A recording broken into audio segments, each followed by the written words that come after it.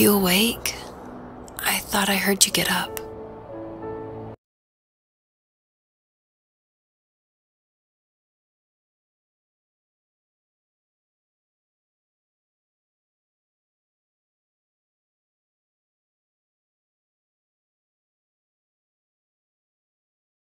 Yeah, I'm awake. Sorry, I just can't sleep. Are you thinking about him?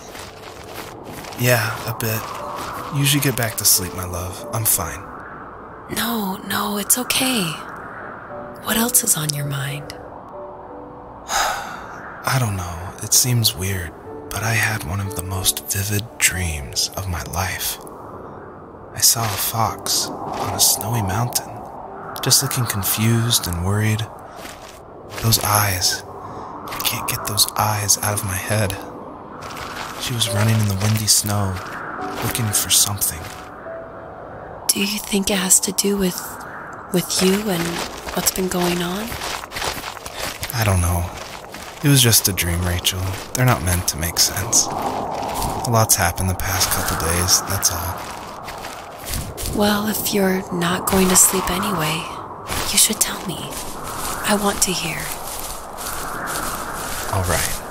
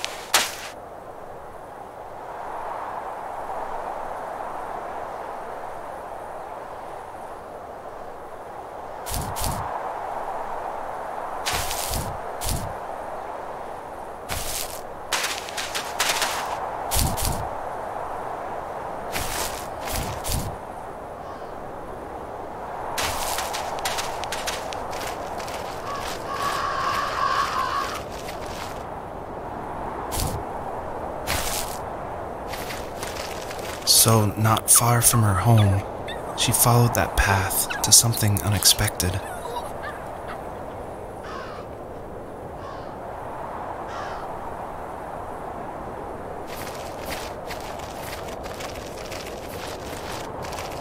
She couldn't stay, though. She had to find her other two children. So she took that path. She followed it towards something ancient. Something with answers.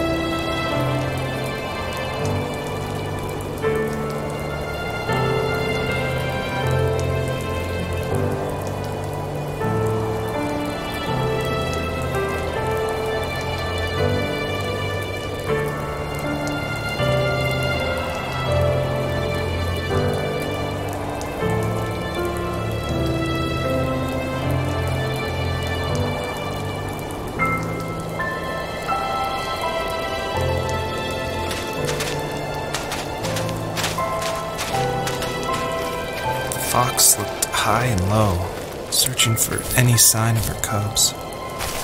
Points of light showed the way to this ancient tree. It was as if each one had a story to tell, all their own. The land was trying to tell my story, too. I felt like I was right behind her the whole time.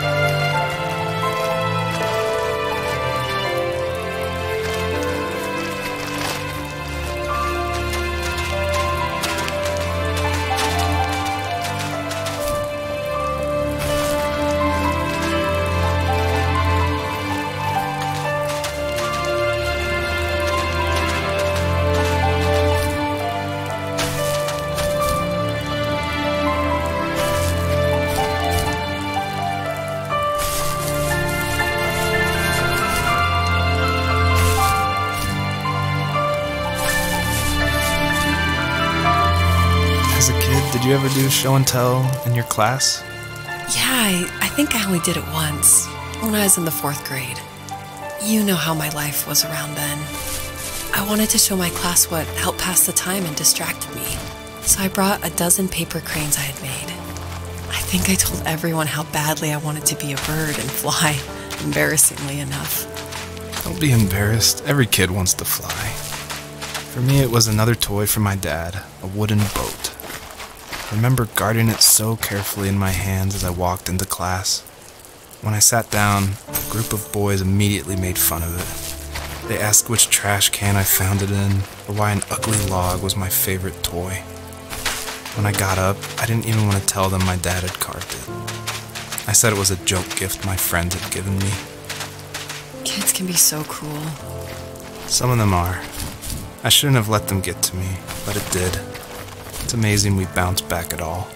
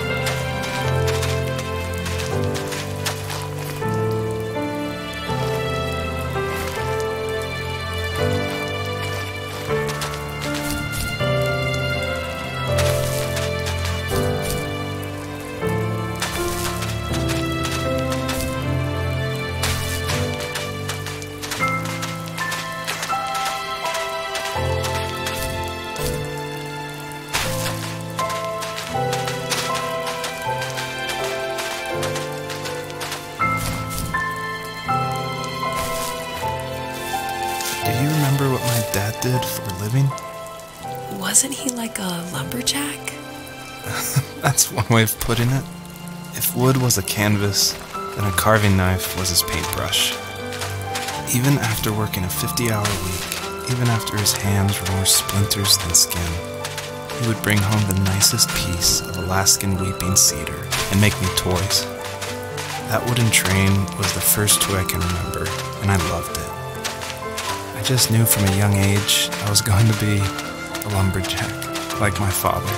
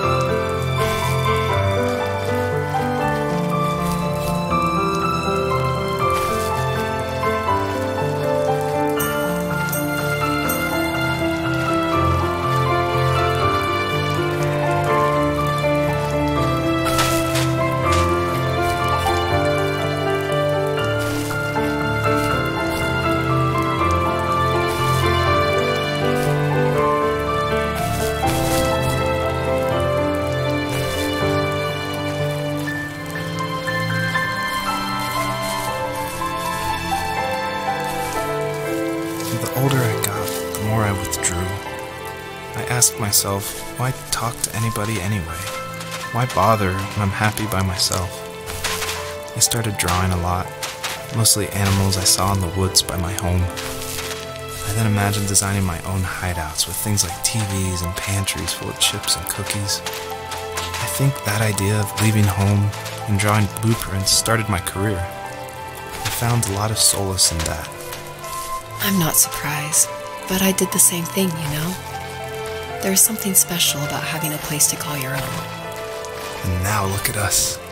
Well, if you count renting in an overpriced city. It's as close as we can get for now.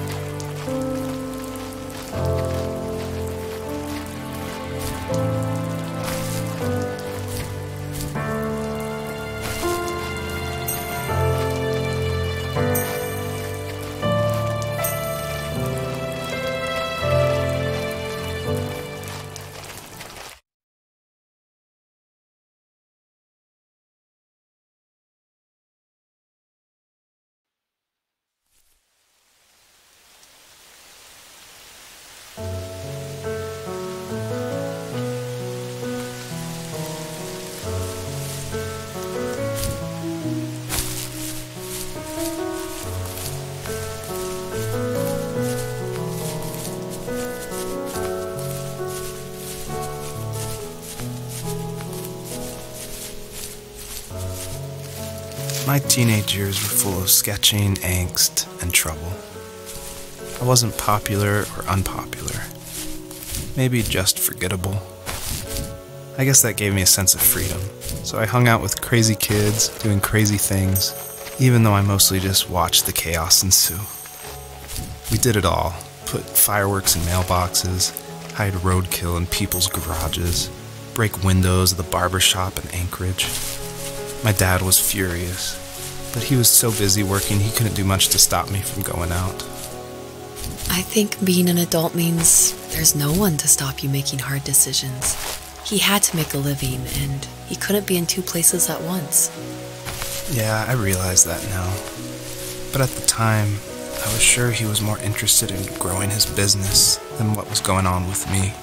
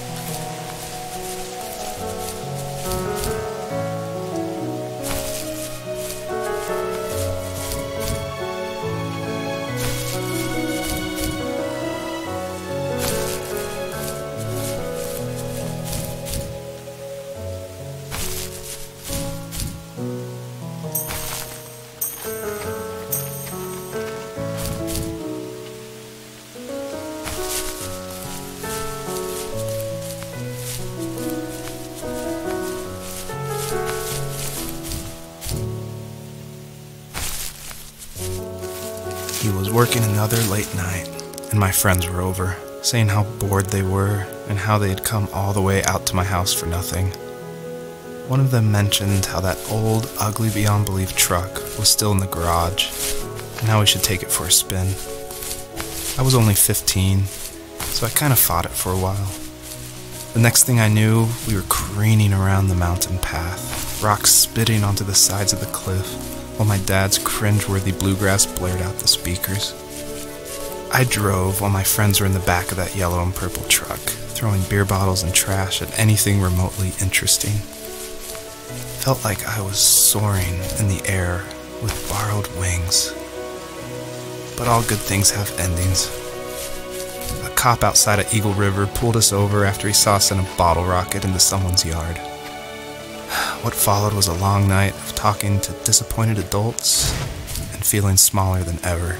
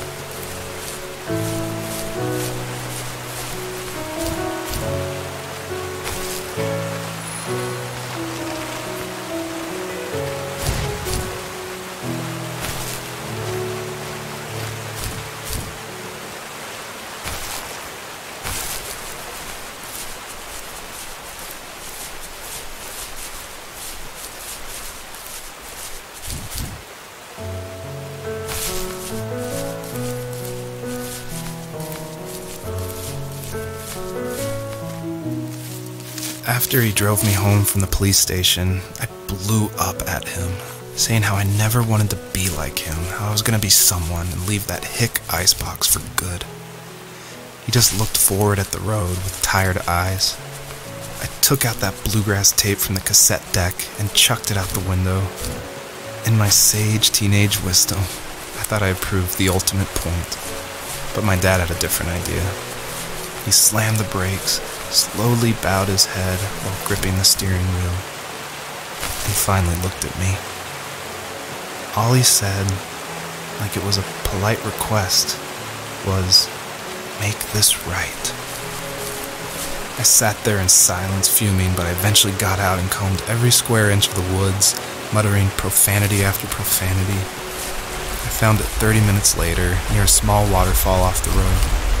I went back to the truck, put the wet tape back in, and sure enough it worked. We didn't speak another word to each other the rest of the night. Wow, I knew you were a crazy teenager, but... It's hard to believe, isn't it? It surprises me too. It's like I didn't really know who that kid was back then. I bet my dad thought the same thing over and over. It's almost like he was saying, make this right to himself, more than to me.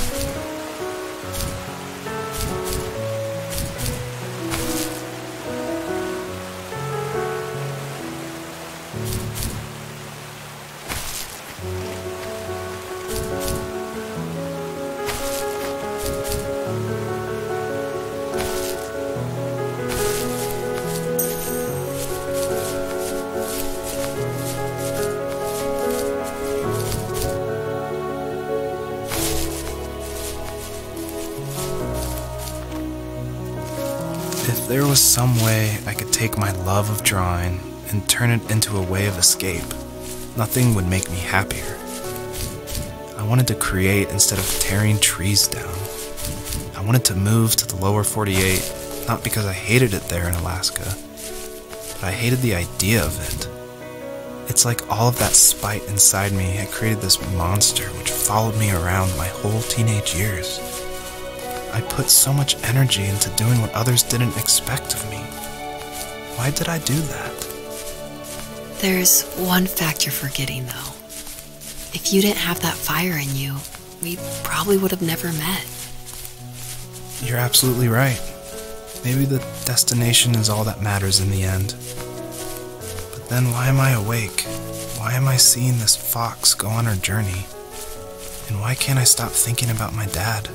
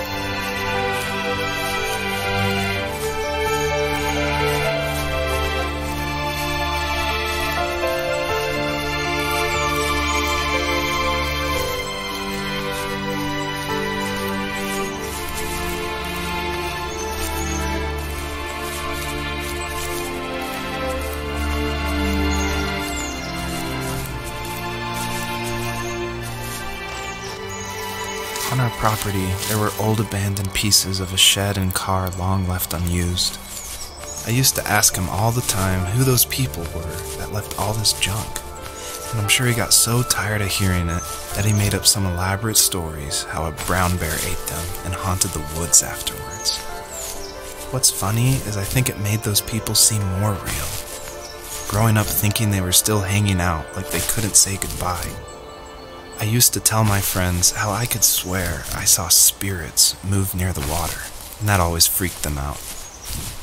I guess it didn't bother me, because the way I saw it, they were normal people with old cars and sheds, just trying to figure out how to survive and be happy in the middle of nowhere. It was a cool thought that they didn't want to leave, but you know, I was a weird kid. Well, you had good company since those ghosts like living in a place where they were brutally devoured.